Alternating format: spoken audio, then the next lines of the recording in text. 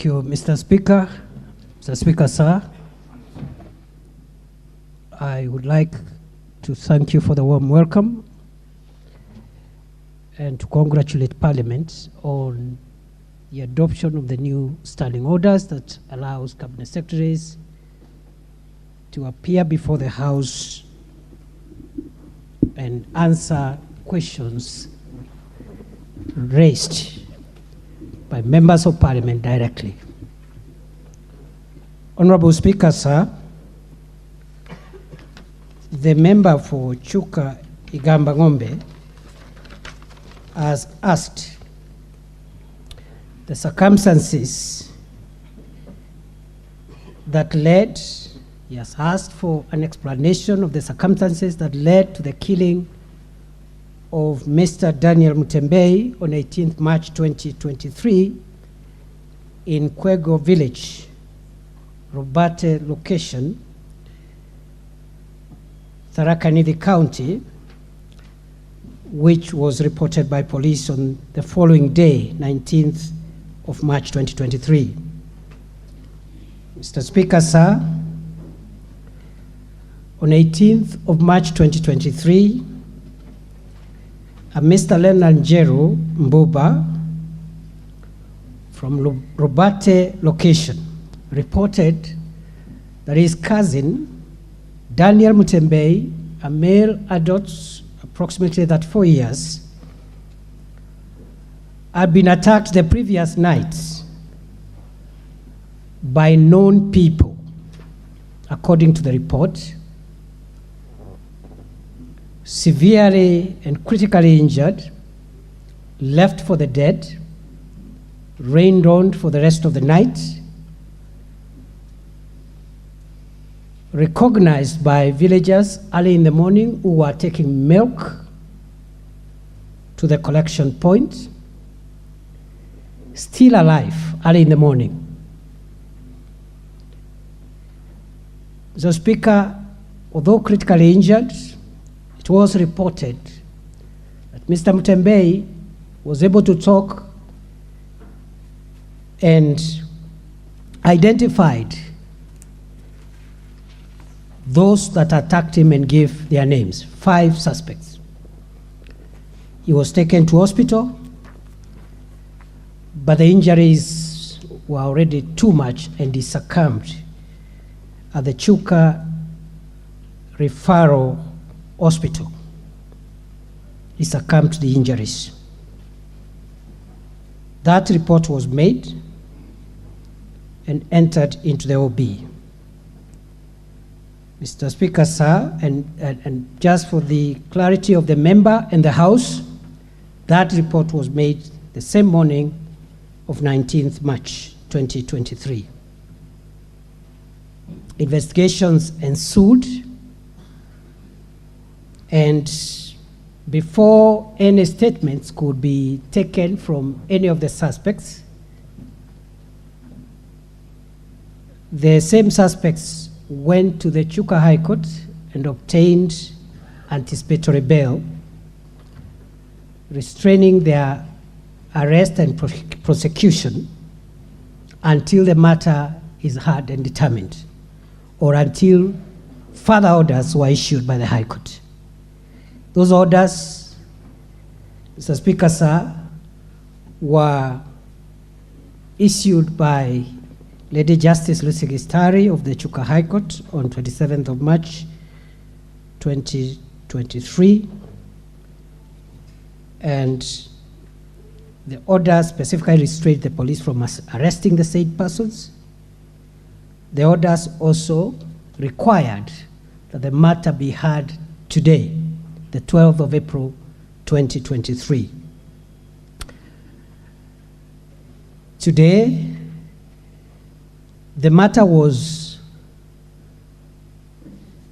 came up for mention, and Mr. Speaker, I can report to the House that in the morning, the parties were heard, and I can also report to the House, Mr. Speaker, that for us in the ministry, we instructed the State Council to represent those parties that against whose orders were given, including the Inspector General of Police, the DCI, and all those who were sued.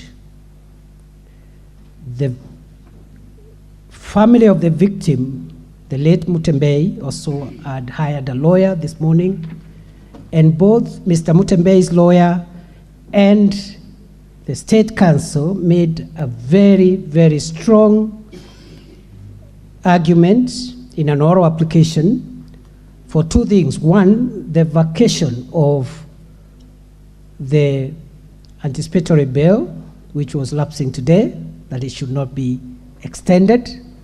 And two, warrants of arrest to issue against the suspects. And both the deceased lawyer and the State Council were on one page, of course, against the opposition from the Defense Council. The ruling on this matter is before the judge this afternoon at 2:30, the same time that the minister is appearing before this House. In between, Mr. Speaker, on Saturday, the 8th of April, which is Easter Saturday, the victims were supposed to bury the late Mutembei, but they felt that this matter had taken too long and could not understand why a matter where there was, in their view, overwhelming evidence pointing at the killers should still be out there. And notwithstanding the anticipatory bail, they demanded that the arrest be done. There was a serious demonstration for most of the afternoon on Saturday from 3 p.m. to well into the night. They were carrying the coffin of the late Mutembei and demonstrated the whole afternoon, engaging the police in running battles. The police tried to talk to them diplomatically to bury the deceased as we wait for the finalization of the matter by way of appearance before court today, but they could hear none of it. In fact, Mr. Speaker, the protesters engaged police in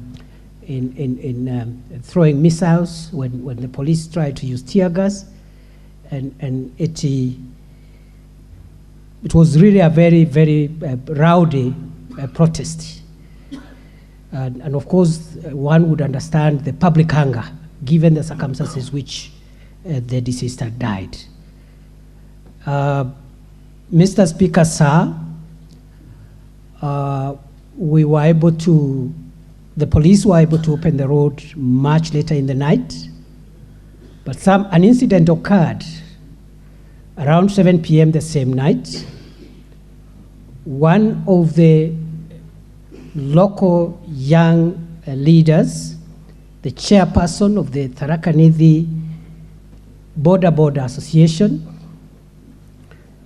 one Willis Mugambi, alias Kiraku, was shot dead in the chest around 7 p.m. and died on the spot. And that complicated the matter. And immediately that happened the same night, we dispatched through the Inspector General of Police the Internal Affairs Unit of the National Police Service from Nairobi. The head of the Internal Affairs Unit actually was dispatched the same night to Chuka to travel there and personally take over the investigations, mainly the investigations around the shooting of Willis Mugambi, alias Kiraku, because it was alleged again by some who made reports that they suspected that he could have been killed by a police officer in the process of the riots. So we dispatched the Internal Affairs Unit. It's still there. We have crucial evidence, and we believe very shortly we'll be narrowing down to the person who shot and killed Mr. Mugambi. At the same time, the Independent Police Oversight Authority the following day on Sunday dispatched their team to investigate that incident. IPOA is independent, so while the internal investigations by the police is handled by the Internal Affairs Unit from Nairobi, the IPOA team also from Nairobi is handling an independent investigation so that there are no perceptions of internal collusion or preference whatsoever.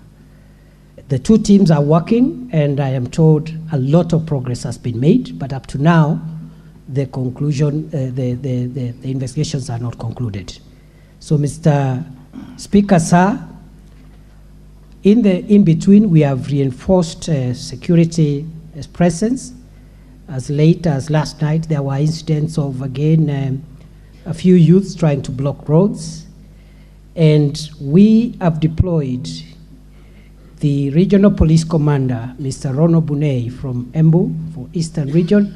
He's the one personally dealing with that matter because, again, there were aspersions cast at our officers who are based in Chuka. Both the officer commanding Chuka Police Station and the county commander for Tharaka Nithi County.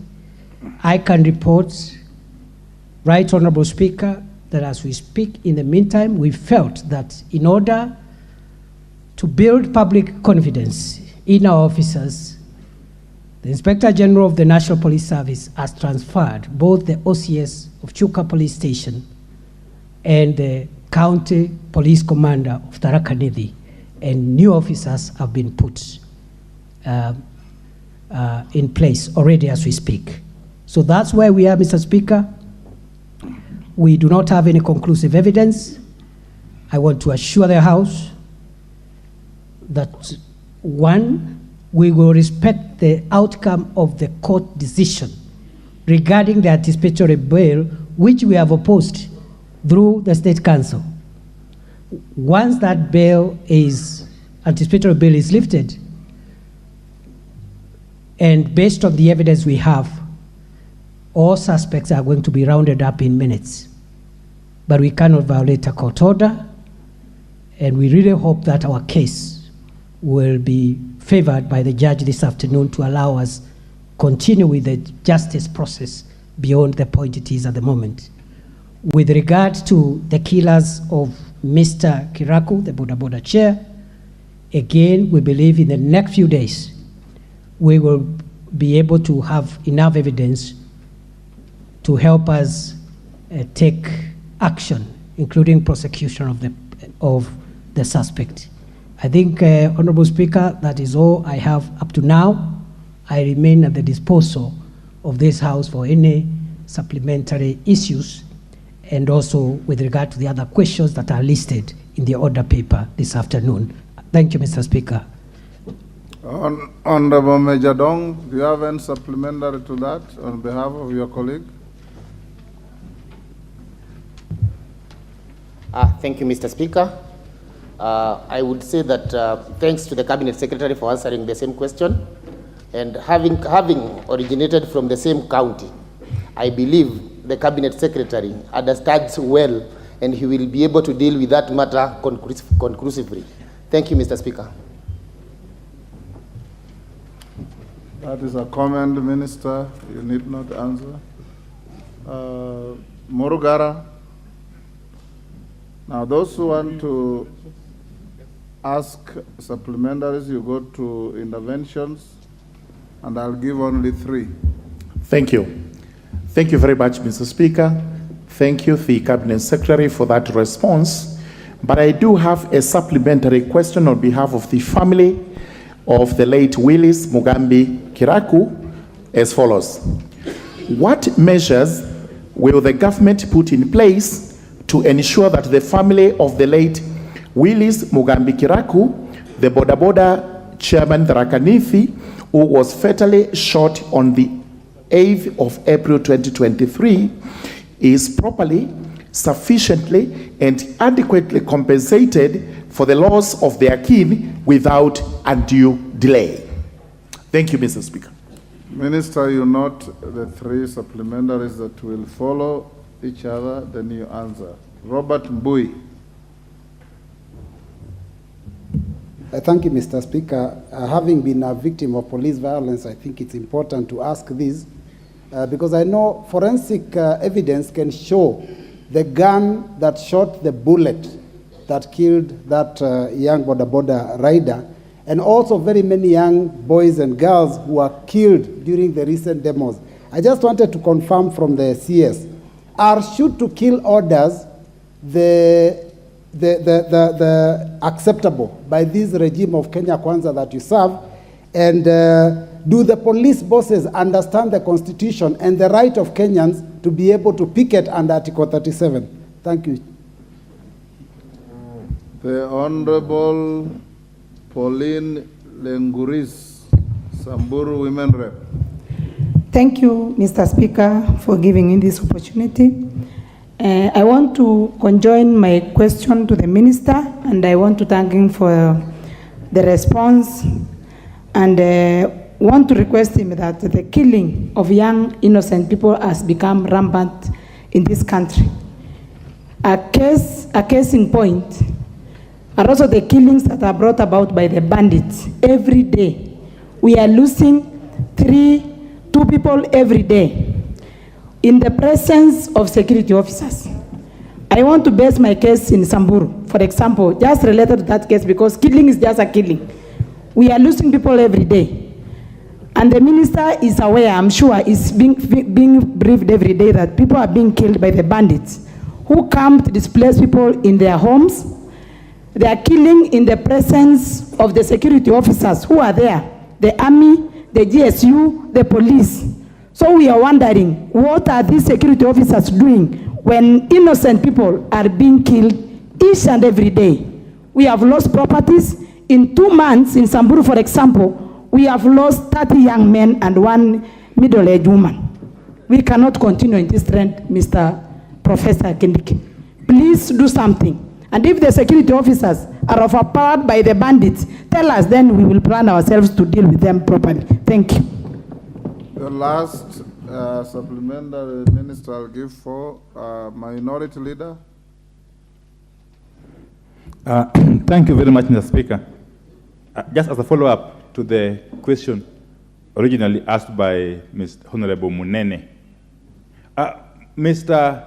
Minister, Waziri, I must really appreciate the speed with which your ministry dispatched the Internal Affairs Unit and indeed the IPOA to carry out investigations on the fatal shooting of Mr. Mugambi in Chuka. Mr. Speaker, we have similar, more or less similar cases that have happened in the recent past. A case in point is the fatal shooting of a third-year Maseno University student, William Mayenga, in Maseno University by the police on the 20th, I think, of March this year. The second incident is the killing by being run over by a police vehicle of police officer Ben Oduor of Nyamira, or of Keroka Police Station, Nyamira County. Bwana Waziri, could you confirm to the August House if you have similarly, in those instances, dispatched the Internal Affairs Unit to carry out investigations, and if so, or could we be seeing a case of double standards, application of the law differently in different situations, in different parts of the country, and concerning different communities? 2, is it now a policy of the Kenya Police Service to quell riots by use of live bullets? Is the old policy of using rubber bullets now discarded? And if so, when did this change in policy occur? and for whose benefit? Thank you. Minister, there is a member, Honorable Kamren, who says that if he doesn't ask a supplementary, it will not be good for him today. I'll give him a minute, then you can answer the 5 questions. Asante Bwana Spika. Nataka nichukue nafasi hii Spika. Ya nashukuru waziri amejaribu, lakini ninapoongea saa hii vita inaendelea kwangu Baringo South. Sasa hivi ninapoongea na kijana mmoja tumepoteza maisha, 3 wameumia. Nimetumana pesa ya meli kwenda kuwachukua wale ambao wameumia, na nimetumana gari kwenda kuchukua mwili, na saa hii ng'ombe imeenda, watu wanakimbia, wanahangaika kwa sehemu ya Kiserian, Mukutane na Rukus.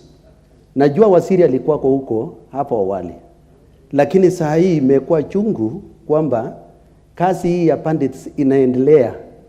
Sijui waziri utafanya namna gani kwamba watu wangu wapata amani. Nimeomba kila wakati kwamba au wakora watolewe Rukus, Mukutane na Arabal locations. Au wamechukua hiyo locations sote 3. Hakuna mtu naishi mashule, mpaka hata bandits wenyewe wanaishi kwa mashule. Ile tuliyochenga kwa CDF. Nitakuwa nikicomplain mara ngapi? Watu wangu hawana bunduki. Mimi sio kama wale wengine wana bunduki wanaweza kujiokoa. Sisi hatuna bunduki. Waziri na anaelewa.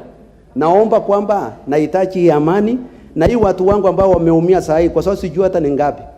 Naomba kwamba waziri tutafanya nini hii vita saa hii isimame na watu wangu warejee, na hiyo ng'ombe imechukuliwa irudi, na serikali wanisaidie. Hiyo mwili ambaye imeenda na hao watu naumia, serikali wakaramie. Asante sana. Minister, you may answer those 6 supplementaries. Be precise and concise. Given the tremendous interest, I might give another 2 thereafter. Thank you, Honorable Speaker. Honorable Speaker, with regard to the supplementary question raised by the member for Tharaka, I would like to respond as follows. That at this point, when investigations are ongoing, we do not have conclusive evidence on who would have shot the deceased. However, if the evidence links an officer of the National Police Service or any other government official in the murder of Mr. Kiraku, 2 things I would like to assure the House. 1, whoever is responsible will be prosecuted. And 2, if the person has died in the hands of our officers, the procedures for compensation will ensue. Honorable Speaker, with regard to the question raised by the Honorable Mbui, I would like to respond as follows. There are no shoot-to-kill orders. On the contrary, all officers in the National Police Service and all security agencies who are involved in managing public protests, demonstrations, and riots, and crowd control are under very strict instructions not to use live bullets when dealing with members of the public. In fact, Honorable Speaker, the reason the OCPD was transferred is because there were very strict orders given by the Inspector General of Police that there should be no live bullets used in crowd control, not just in Chuka, but even in other protests. So we want to give some independence so that we establish when the OCPD is not in office, if indeed it's a police officer who fired that killer bullet against the orders and the policy of this government, then action will be taken. But of course, it could have been any other firearm holder, because there are civilians also who are licensed to carry arms, and they could take advantage of riots to cause deaths. Honorable Speaker, the third supplementary question was raised by the member for Samburu. And I want to assure the House, through you, Mr. Speaker, that